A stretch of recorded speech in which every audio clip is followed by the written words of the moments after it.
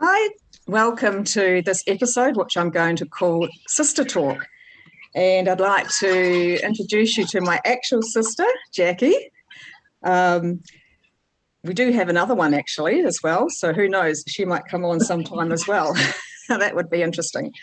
It will be. We've got a coven of them. Be afraid. We're just going to sort of talk about stuff that happens here in New Zealand in the sphere of gender identity ideology and some of the really bizarre stuff that goes on around that. Jackie and I obviously have known each other for quite a long time. We know where all the skeletons are buried. So, you know, combine that with our other sister, there's quite a graveyard out there. And it keeps you in touch with each other. Yeah, exactly, yeah. So we might kick off by talking about the New Zealand Midwifery Council and how they've removed the words mother and woman from their revised scope of practice guidelines. Now, these are just proposed at the moment, and they've given everyone a whole 2 weeks to put in submissions after they've been working on it for a year or more.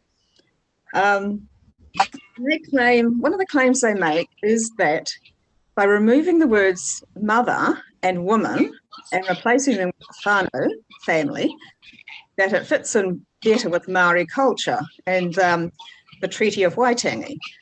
Last week, I talked to Michelle from Manawahini, Korero, and she absolutely disputed that. She said it was nonsense. She said that you can't get, in Maori culture, you cannot get 1 or 2 people to speak for them all because all the iwi and hapu just have different details in their culture that any umbrella sort of policy just doesn't fit with. So that's one aspect of it. And the other thing is decentering women and replacing them with whānau, family. And I'm going to ask Jackie, she's had children, and I'm going to say now, how would you have liked it if I had a say in your pregnancy and childbirth?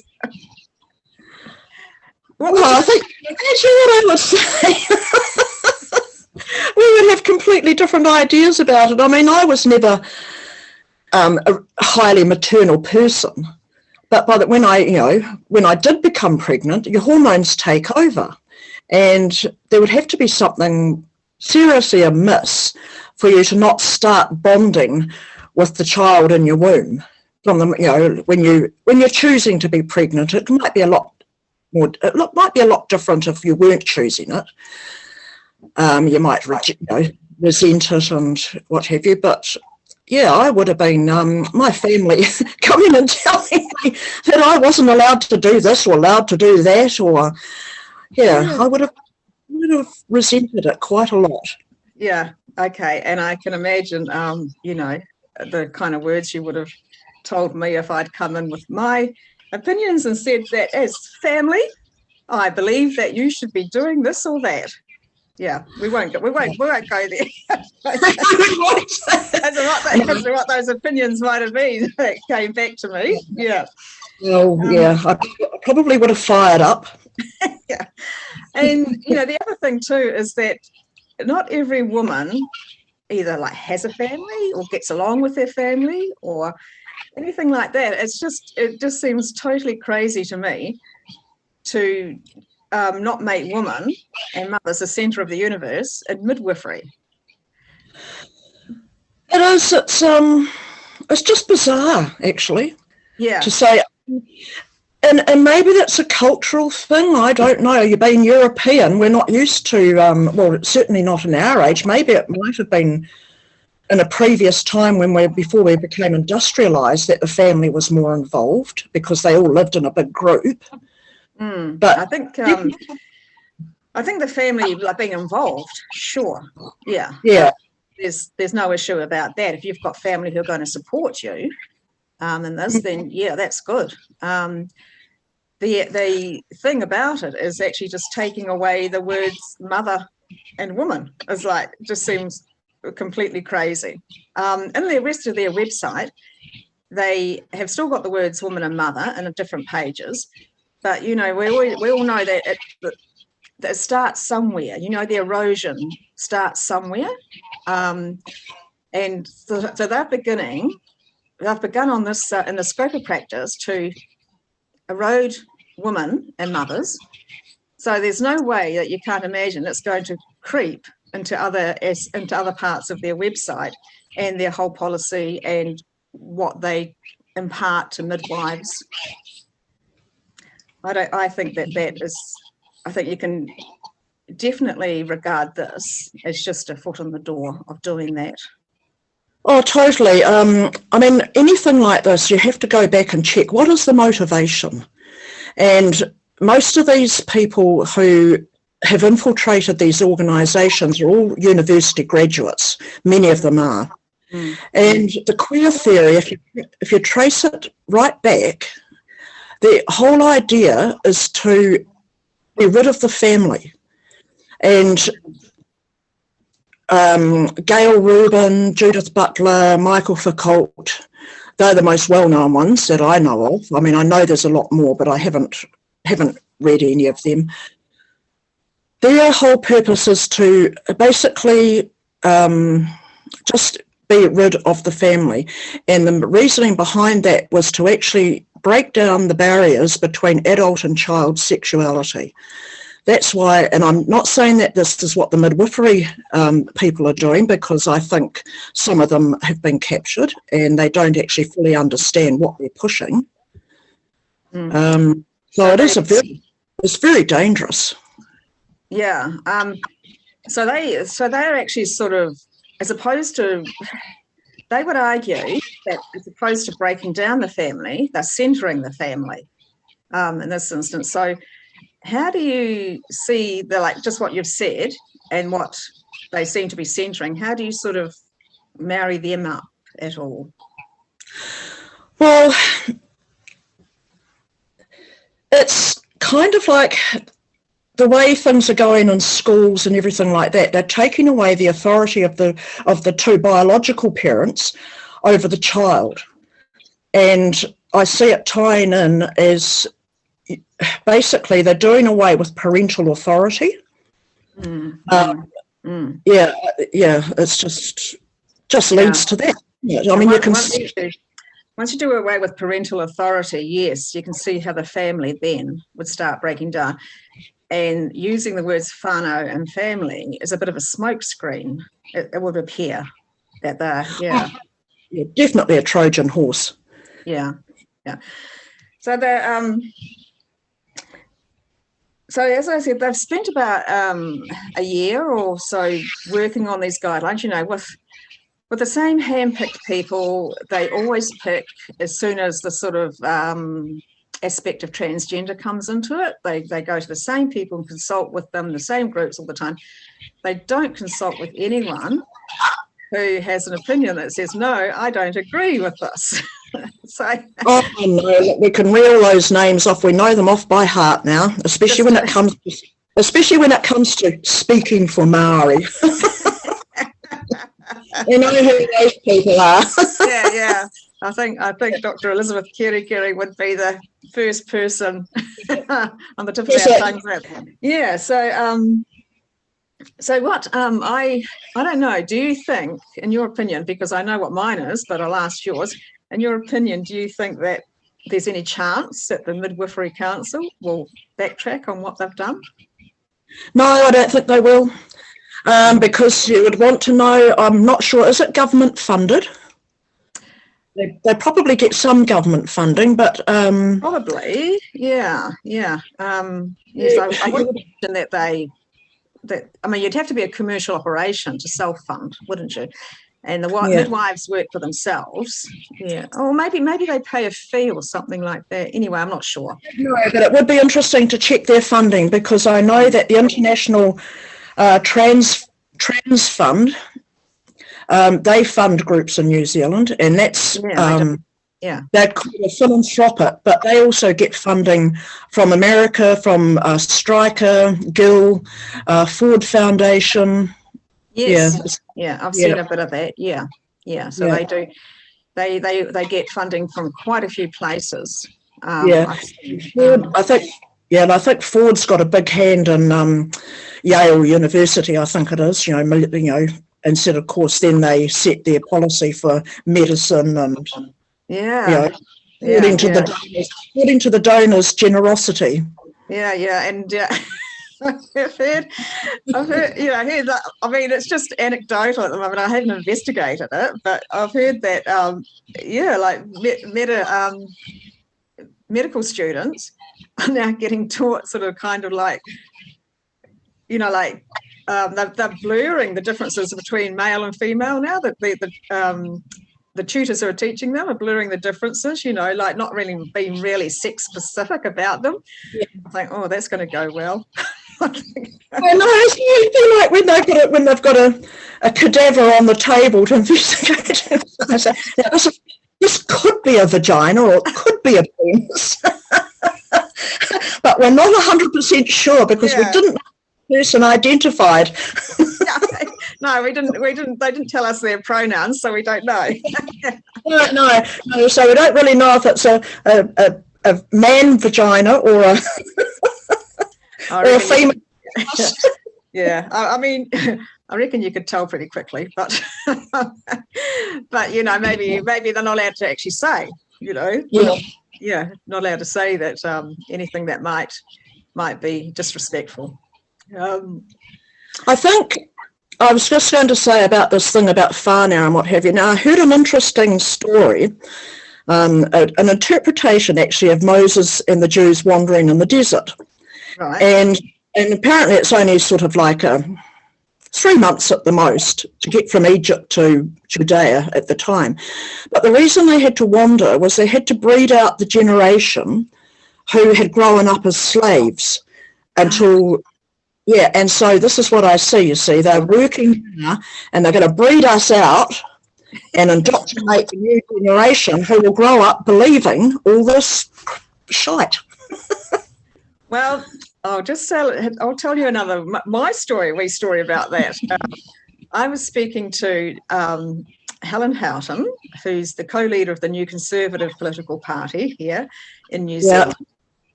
And I'll say up front, there are some things I do not agree with about their policies. But I really admire Helen. She's a strong woman. And I don't think that you have to agree with everybody on everything to actually like and admire somebody. Gosh, no. She was at the show, the Canterbury Anniversary show, last weekend or the weekend before. And she is... As you may have heard, she's got a citizens initiated referendum on the go. And she's getting signatures for it. And she found out that she said a lot of young people came over to sign it, and they were just not into this. They don't have anything against trans people, but they're just not into gender identity ideology at all. They're disagreeing with it.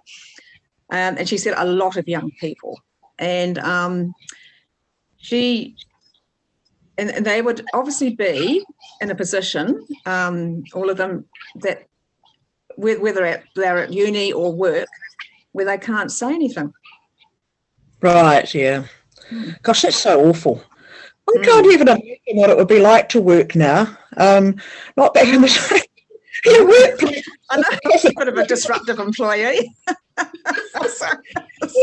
mean, in the cafeteria, there was often, loud arguments about things. And when I worked at the mine, oh gosh, the bloody conversations that went on there when we were fogged off in the crib hut. When Jackie talks about the mine, when she used to work at Stockton Mine on the West Coast, and she used to drive this, like a truck as big as a house around there. Yeah, and then it was very male-dominated industry. Obviously, there were women there, but lots of men, and so This is what she's referring to, is like the conversations that went on in the crib hut. Is that what you called it, the crib hut? Yeah, the crib hut, yeah. And I mean, now, I mean, oh, I don't know what the fragile would do for a safe place. Yeah. Oh gosh, imagine that. Oh, imagine one of them working there. Oh well, no, I can't. Yeah, like you have to be fairly resilient and robust. Yeah. I would imagine. Yeah. So anyway, I would agree with you that I don't see that they will backtrack. The Midwifery Council will backtrack on that, because by the time they put something out for submission, as I said, they've been working on this for a year. That's time and money. Yeah. And for them to say, oh no, okay, we got it wrong. Sorry. Not going to happen, I reckon. Not going to happen. What I find most bizarre about the whole thing, though, is that somebody who supposedly got dysphoria and so desperately wants to be seen as a man, and then does the most female thing that you could possibly do. You know, like the most biologically female thing, you know. That's that was a bit of a puzzle, isn't it? And then the words mother and woman, you know, like are very triggering for them. And I think, well, look how far you've come already. You know, become pregnant. Look what you've done and how far you've come already, and what you've had to sort of make yourself do. You know, you're dysphoric, and you've made yourself do this, but then the words mother and woman are too triggering to read somewhere. They're so triggering that the rest of us aren't allowed to use them. Yeah, and in New Zealand, we don't have any numbers, any stats that we can refer to for how many women who identify as men give birth each year. The best we've been able to come up with is do an estimate of using the stats from Australia. And so one person has come up with an estimate of about 6 women per year, and someone else thought about 12. But, you know, that could be erring on the side of generosity, really. So, but we don't know. But that's a tiny handful, yeah. And isn't that amongst sort of something like nearly 60,000 live births? Correct. Yeah. So sort of 59,800 and something women have to say, no, we're not women. Yeah. And, you know, the word woman, I mean, it's centuries old.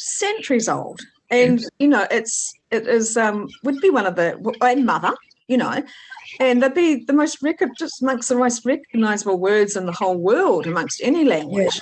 Yeah. And, you know, they are just rich with meaning, rich. You know, they just mean so much, you know, in different contexts for different people. And like, no, we'll just get rid of those words. They're not necessary. Yeah. I do think, though, that listening to other people more erudite than myself on these issues, that many of these people actually are represented in the DSM-5, the cluster B disorders of narcissism, borderline personality disorder, histrionic. Yeah, and they point to them. And I mean, when you think about it, I mean, I think to myself, I think, where is the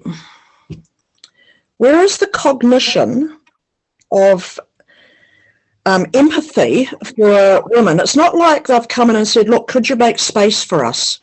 And we want to be, and you know, like we want to have this identity, which most of us go, oh, well, okay. That's what rocks your boat. But no, they haven't come in and just said, look, can you move over a little bit and please accept that this is how we are, and can we get alongside each other and do something?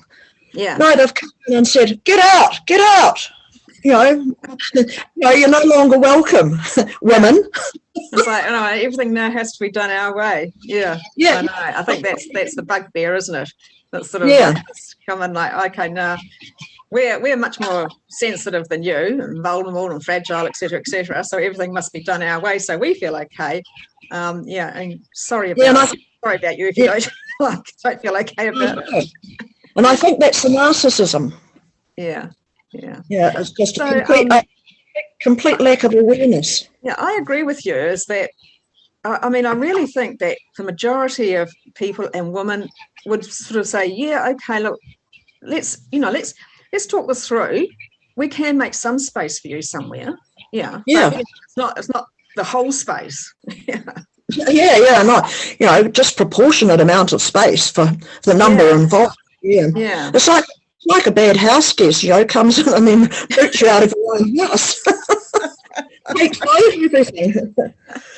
And that's, and women are so easy to do that too, aren't we? Well, I mean, not the old girls like us. I mean, we've moved on from that a bit, but like as young women, so have been sucked up.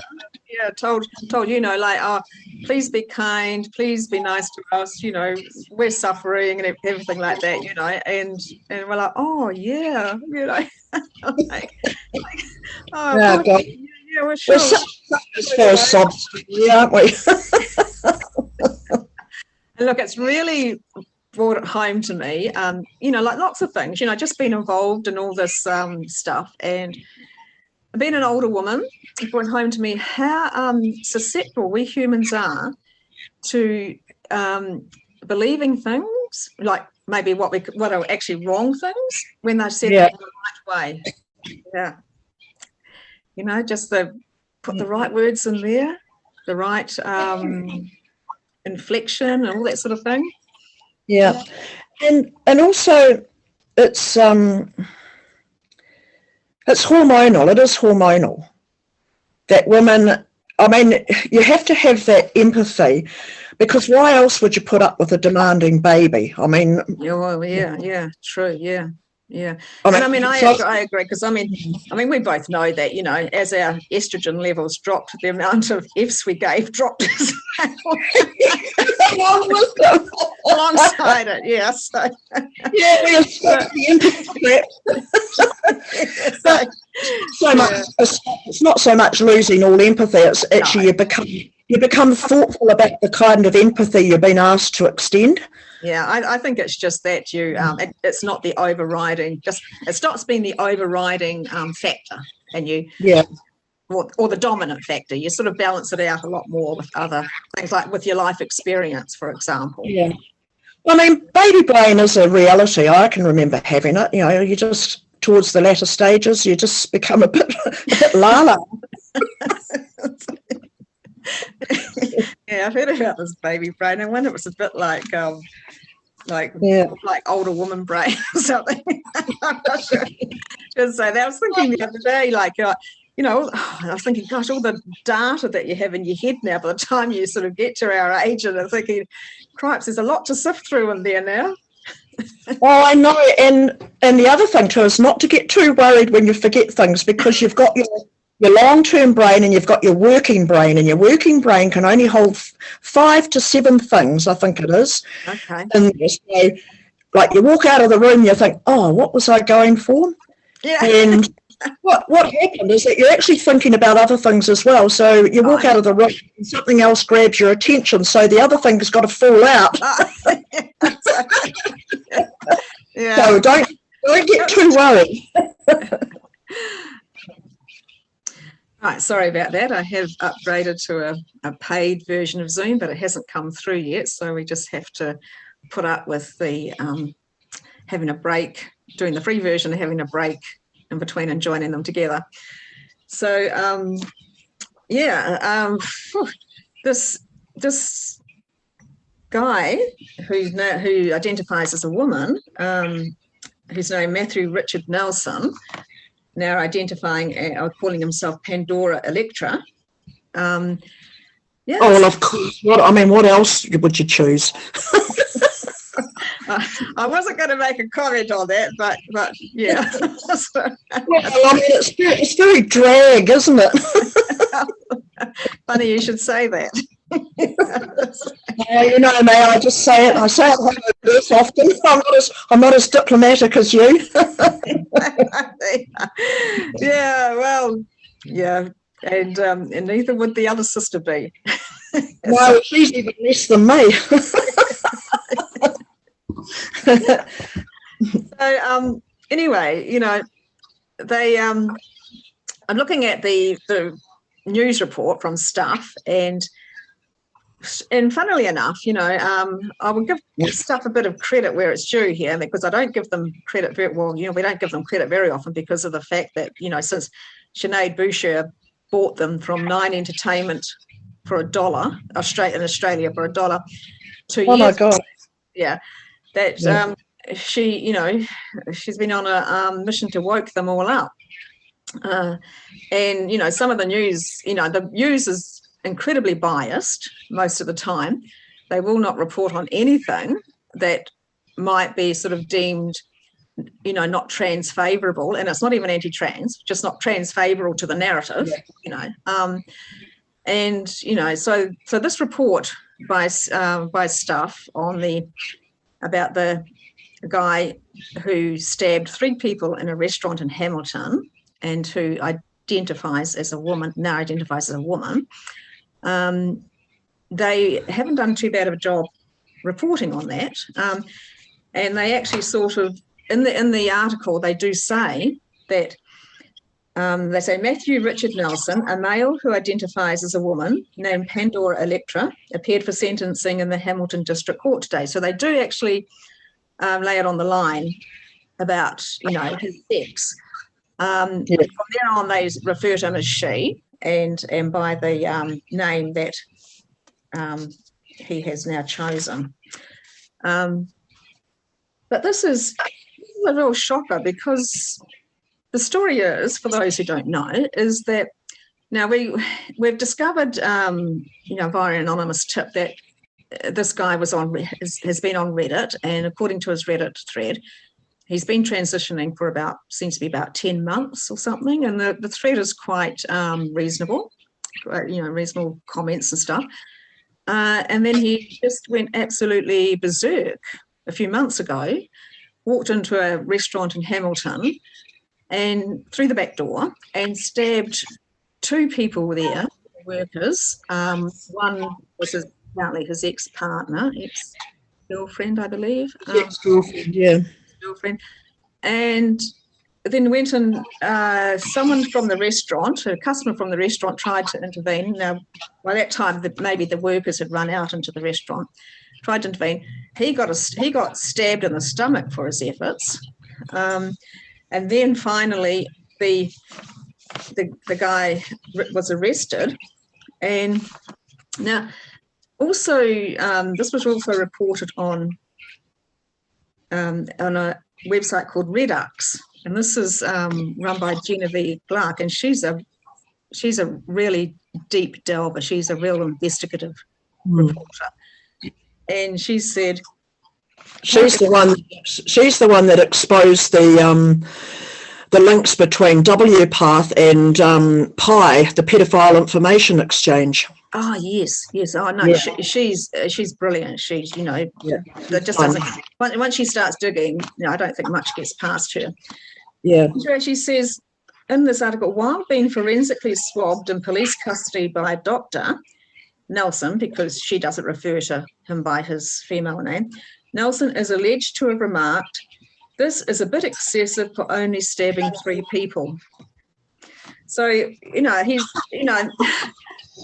he's all over the place, and I have heard, and it's only anecdotal, I've heard that, once people start taking these cross-sex hormones, their behaviour can swing between extremes. And that's, I said, so far only know anecdotally, so I have to put that out there.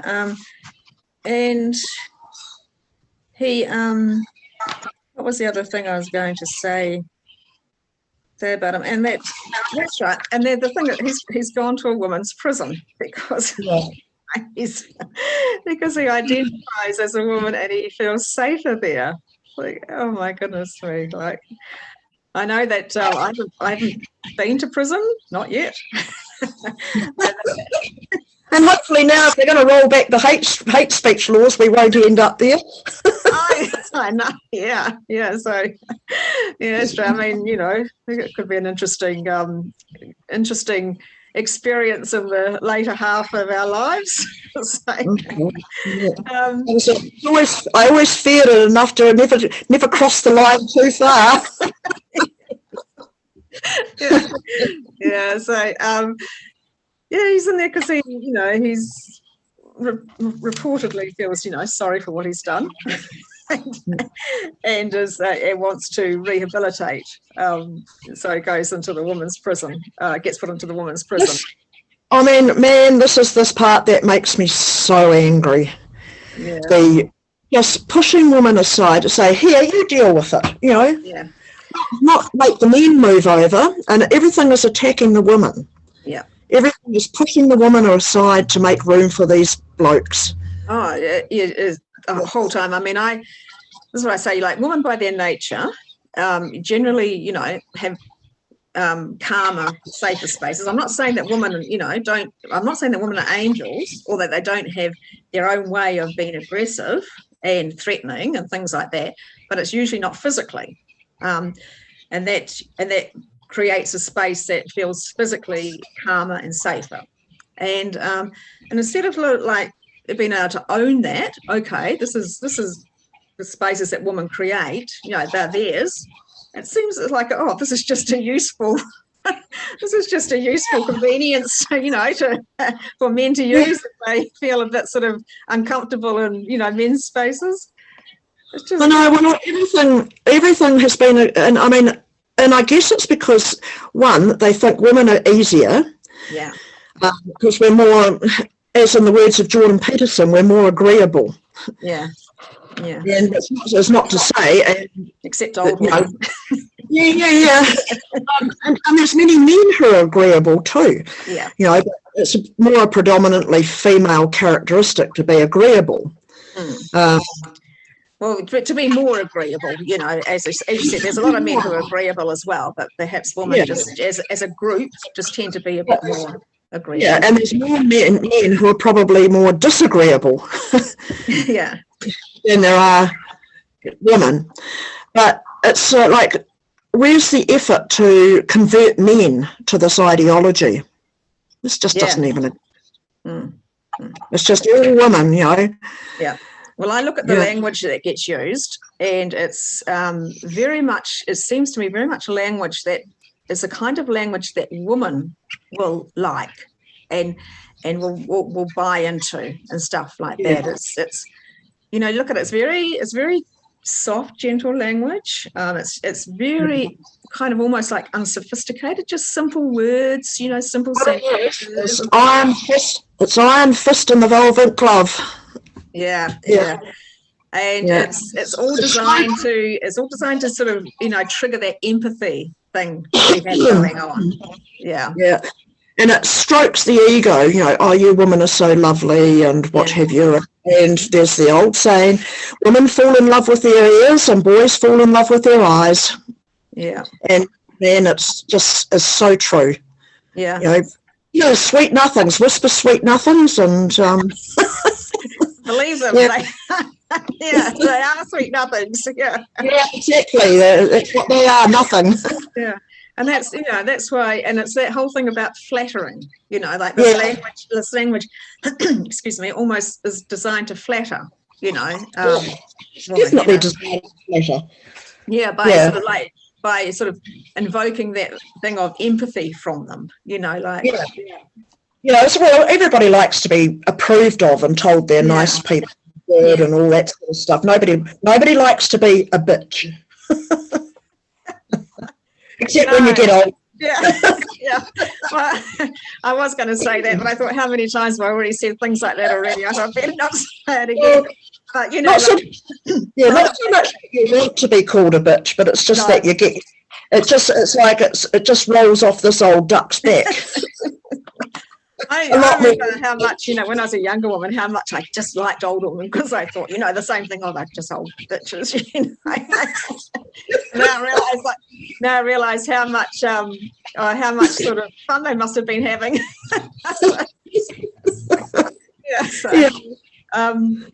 But anyway, he's going. I thought that New Zealand Corrections was quite good about who they placed in women's prisons as far as sort of trans people go, you know, trans-identified males go. But it seems that if they're convicted of a sexual assault, they won't get put in a women's prison. But obviously a violent physical assault is okay. So, the thing is, it's actually a sexual assault. The woman was assaulted because of her sex. Oh, yeah, that's a good point. We'll put that one to them, to corrections. She was assaulted because she was his former partner. Yeah. I mean, she was assaulted because of her sex, and maybe she didn't want to go along with his AGP bloody new habits. Well, I would say that, I mean, there's no, you know, there's no evidence to back this up, but I would say that obviously the breakup could have well been because he was, you know, coming out as an autogynephile. Yeah. Yeah. Someone who, an autogynephile, for those who aren't aware, and we what's the word, reduce it to AGP, just for simplicity. Autogynephile is someone who gets a sexual thrill from presenting as a woman, dressing up in like woman's clothes and makeup and presenting themselves as a woman. And in the trans community, for the men who identify as women, there is a lot of this, and that is becoming under the trans umbrella. It's all under the trans umbrella. It's not like the trans people that we used to know, who you could say that really had that sort of sense of dysphoria, you know, that real disconnect between what's going on in their head and what the body they had. This is a whole different area. This is just sort of like a sexual fetish, really, but it's all been under the trans umbrella, comes under the trans umbrella now. I know that's the unfortunate part about this whole thing, is that it's like the umbrella has welcomed every man and his fetish. Yeah. And it's all called trans, which really, you know, for the transsexual people, you know, like particularly the older ones, they just, I mean, most truly dysphoric people just want to blend in. Yeah. They don't want. But that's right. I mean, that's exactly right. When they transition, I think they just want to, you know, as you say, blend in, just have a trouble-free life. Yeah. They don't want to sort of go around posting pictures of themselves online, you know, in women's lingerie and things like that. And bad makeup and wigs. Well, I don't want to perform like those terrible. Oh, I mean, I wish we had a clip to upload. I mean, just to show people those trans activists at the Stand Up for Women in New York City. Yeah, man, what? Talk about histrionic. No words. No words. Yeah.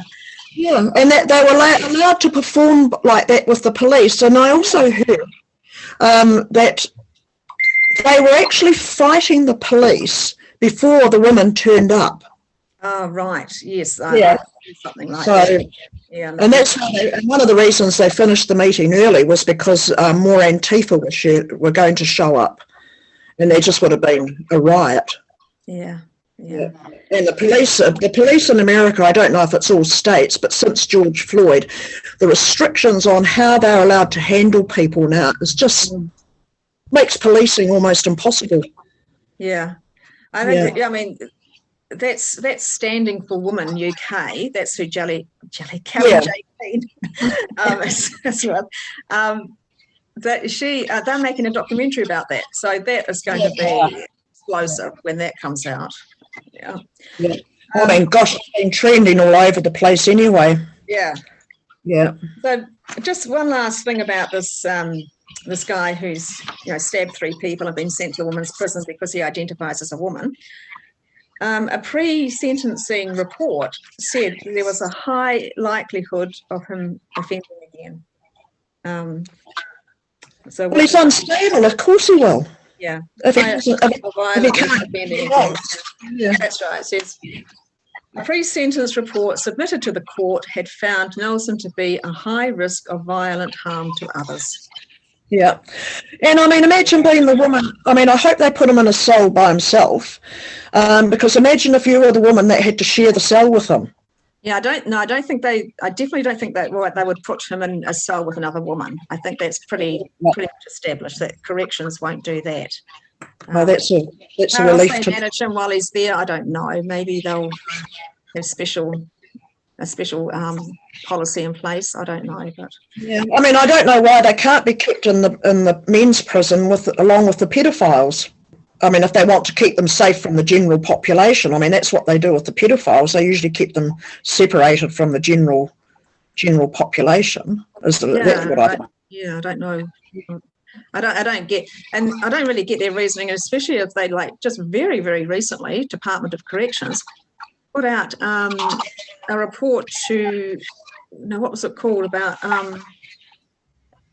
managing women in prison, very differently, because of the fact they recognise that their pathway to offending is very different to men's. So they put this whole strategy now in place, or a proposed strategy in place to manage it differently, but they will still do this, still put a violent offender in with them. Yeah. And quite honestly, I think it's just totally wrong until it becomes law. What do you mean? Well, the sex self-ID. Oh, right, yeah. Until it becomes law, they shouldn't be doing it. Well, I think that they may still sort of be quite discerning about that. And there is the fact, of course, that with the sex self-ID bill, which is due to become law about mid-next year, there is that clause 79.2, which says that other factors can be taken into consideration besides a birth certificate to ascertain a person's sex. Now, you don't have to you don't actually even have to, with my understanding, you don't even have to get their sex right. If you decide that this person is someone of the opposite sex, you can discriminate against them from getting into a woman's space. And if you get it wrong, you get it wrong. You don't. There's nothing that says that you must get it right. Mm. So I think those corrections can use that clause. Yeah, but you know what's going to happen, don't you? Whoever the woke people are in the Ministry of Justice. Yeah. Oh, the poor man. Yeah, we have to pinky swear. We women have to pinky swear not to hurt the poor man.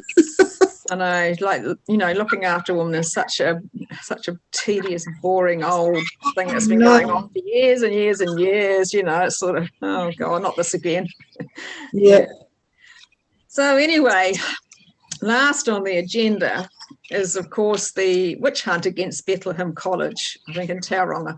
Bethlehem College is a Christian school, and there is a staff reporter by the name of Anne-Marie Quill who seems to be out to get them.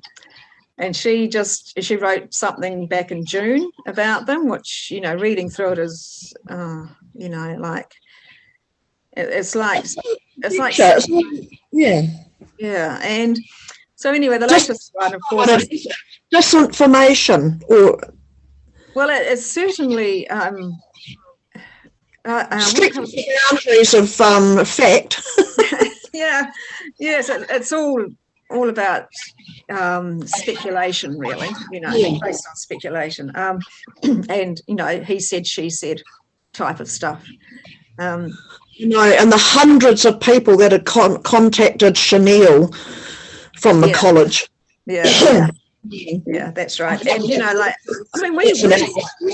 we still remember, being teenagers, even though it might have been some time ago.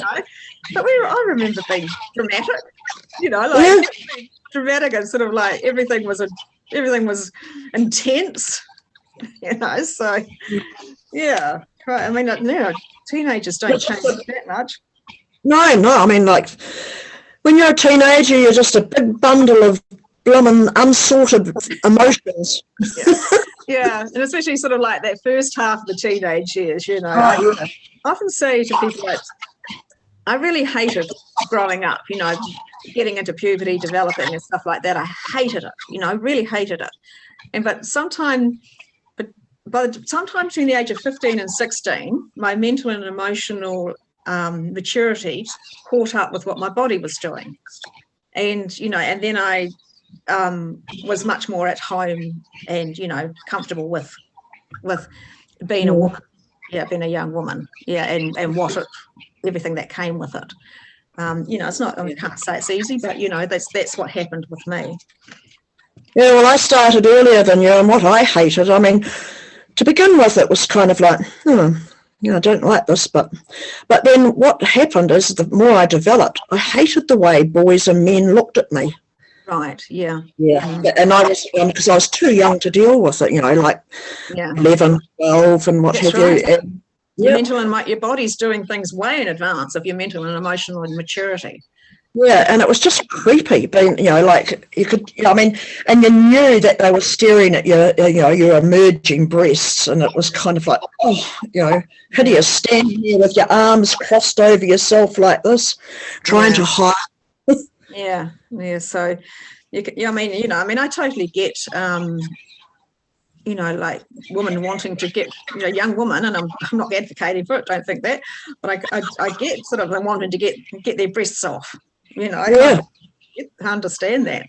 Yeah. But anyway, this counsellor at Bethlehem College, she made this completely reasonable statement on Facebook, I believe, it was Facebook, about, you know, gender dysphoria and youth and whatever. And she's associated, I think she's associated with the school. I'm not sure if she's employed by the school, but she's on maternity leave now.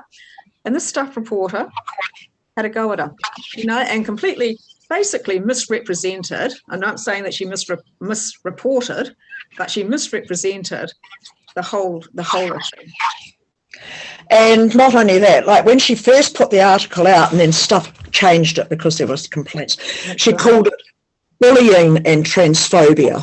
Yeah. And quickly they had to quickly change it to just transphobia, which was, there was nothing transphobic about it. No, you can talk about things without them being, you know, like for example, if we talk about sort of things about women or something, and some of them may not be very flattering, you don't immediately say, "Oh, that's sexist." I mean, we used to, but you know, now with a bit of, you know, like now you've sort of grown a bit and stuff like that. And you think, no, it's not. You know, it's sometimes it's just observation. That's all. I was listening to Family First the other day, and was it Bob McCroskey? Yes. Yeah, he was saying this person has got a real thing. This is about the 5th article now. Oh, about the 5th articles that she's, I'm pretty sure he said the 5th, that she's written about Bethlehem College. So she's out, and you know, like it's really, really interesting that quite often when you see somebody who's on a real mission like that, if you look a bit closely, you can see that they've often got a trans kid in the family somewhere or friends or something. And, and you know, it's it. Now I've got no idea. I'm not saying this is about this reporter or anything like that, but you know, like. I see it with other women that not so much men, because I don't sort of encounter many men who say they have trans kids, but with women they get a trans kid and it's like that parental maternal fierceness just comes in, you know, just boom, you know, to protect them and sort of make sure they're okay and it's completely understandable. But boy, it goes off into a direction I think that is, you know, well, I don't know if you'd say not dangerous, but it's sort of like. Well, it just becomes it just becomes too emotional. Yes. Yeah. And I mean, you do. I mean, on different occasions, I've felt like that. You know, protecting my children from bullying and what have you. But I mean, I'm not really not usually an out of control emotional person, so I can sort of think of a strategy and what have you. But yeah, I can understand it, why you want to protect them. Yeah. I mean, even though I don't have kids, I get the underlying desire behind it. What behind this, trying to protect these kids. But and that's why that we need to hear both sides of this thing, because it is so easy to get caught up into sort of like an echo chamber and stuff like that, because you're looking for your tribe. You want to associate with people who are on the same page as you, think the same way and everything like that. When you do that, the other people outside of that, it gets smaller and smaller, the number of people outside of that. And then and within this echo chamber, we start striving for more purity. And I will go back to the fact of when I was in, like, I'm a vegan, and when I was in like the vegan world, that's exactly what happened. You get in this echo chamber, strive for more and more purity within it, and then and what fascinates me is that my family is still talking to me. That's called tolerance and diversity and acceptance. Exactly.